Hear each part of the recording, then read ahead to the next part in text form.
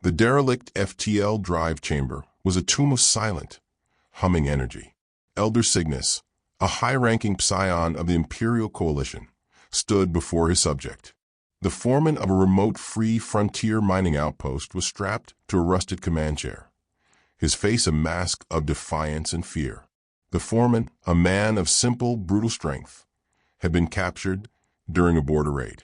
Cygnus believed he knew the location of a hidden frontier fleet, a secret that could turn the tide of the war. The chamber, with its residual psychic energy from the dead drive, was the perfect place to break a man's mind. Foreman, Cygnus's voice was a calm, melodic whisper that seemed to bypass the ears and settle directly in the skull. This could be easy. The location of the Spearhead fleet. A simple thought and your pain ends. The foreman spat on the floor, a glob of phlegm mixing with the grime. Go to hell, you coalition witch. From the shadows, a young Imperial acolyte, Cygnus's support, fiddled with a neural probe, eager to prove his worth. Master, allow me. The probe will extract what we need. Cygnus held up a hand, silencing him. The foreman's support, a captured frontier scout, was forced to watch, his face pale with helpless rage. Cygnus smiled, a thin, bloodless expression. He did not need crude tools. He closed his eyes, extending his will. The ambient energy of the Derelict Drive Chamber answered his call, amplifying his psionic power.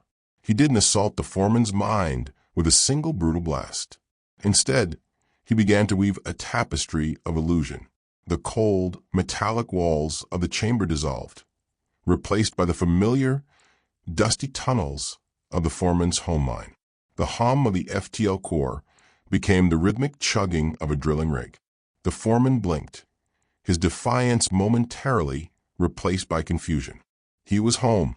He could smell the dust, feel the vibration of the machinery through the soles of his boots. But something was wrong.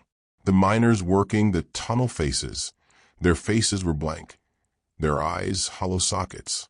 They moved with jerky, unnatural motions, their picks and shovels striking the rock in a discordant, maddening rhythm. The foreman cried out, but no sound came. He tried to run, but his legs were leaden. Cygnus pushed deeper. The illusion shifted. The foreman was no longer in the mine, but in his own home, a small hab unit carved into the rock. His wife was there, humming as she stirred a pot of stew. But when she turned, her face was a swirling vortex of stars. Her mouth, a black hole from which the drilling noise emanated. His children ran to him, their bodies elongating into twisted, shrieking metal creatures that clawed at his legs. The foreman's mind, a simple, straightforward thing, was not built for this. It buckled and warped under the strain. He was a man of rock and steel. But Cygnus was tearing apart the very foundations of his reality. The foreman began to babble, his words a jumble of terror and memory. No, not the core. The devil's mouth stopped the noise. He was trapped in a prison of his own senses, a labyrinth from which there was no escape. Every memory was being twisted into a new horror. The pride he took in his strength, his leadership, was being used to forge the chains of his madness.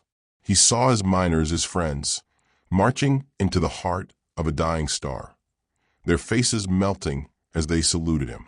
The psychological pressure was absolute, a weight that crushed his will into dust. Finally, his mind fractured completely.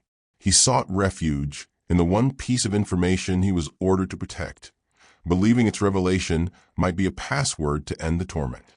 In a voice that was a high-pitched, broken shriek, he screamed the coordinates. The KRYL asteroid belt. Grid 9-7. By the old gods, make it stop. Cygnus opened his eyes.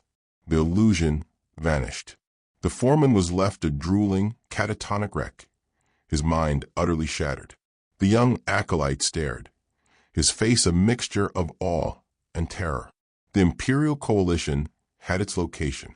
The interrogation was a complete and devastating success.